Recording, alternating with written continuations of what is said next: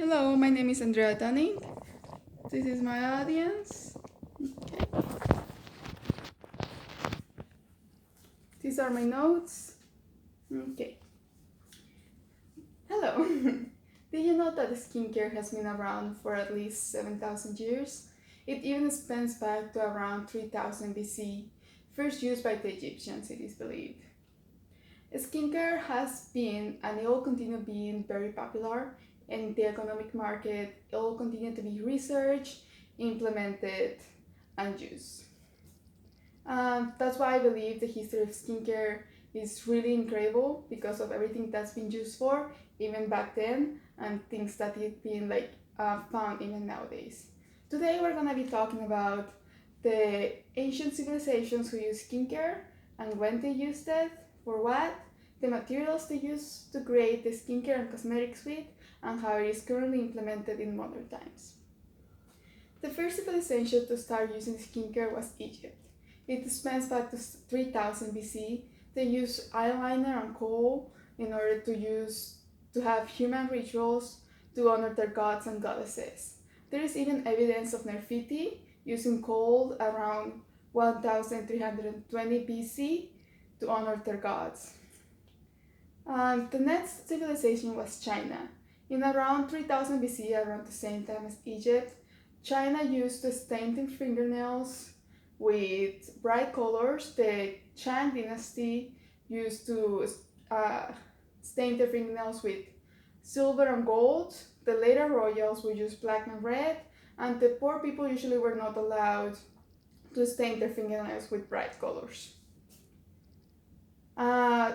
It represented social classes, and then around later they started using more real skincare that did not only apply to fingernails. They started using powders to whiten their skin as they believe it to be something beautiful if one is whiter in complexion. So they started using powders and such to whiten their skin.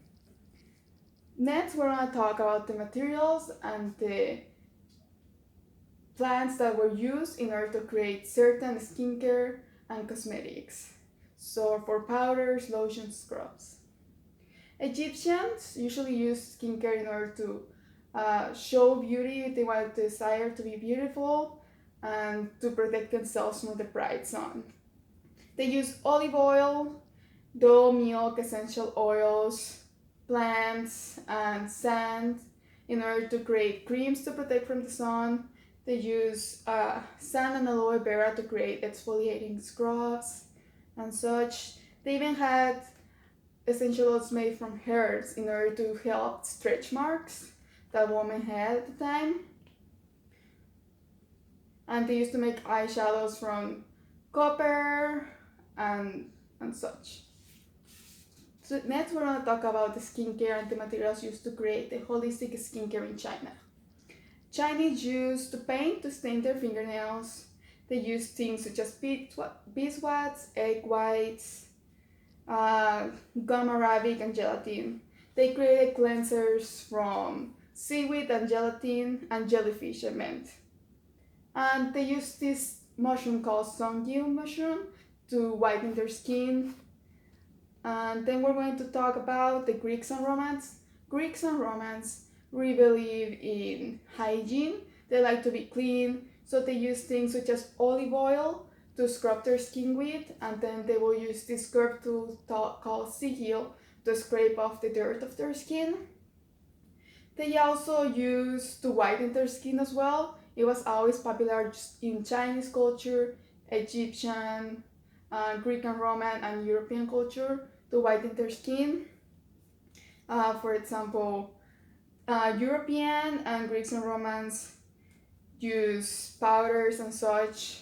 The Greeks and Romans use crocodile dung as an example to whiten their skin. The poorer Romans use lead, much like the Europeans.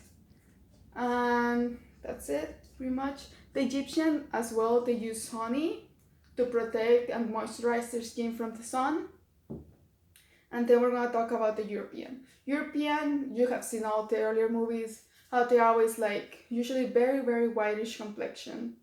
Now, back then, they used very dangerous chemicals like lead and chalk to whiten their skin, which eventually led them to become very sick. So that was a downside to the skin they desired to have. They still wanted to have very beautiful pale skin as they saw something of high status to Europeans back then.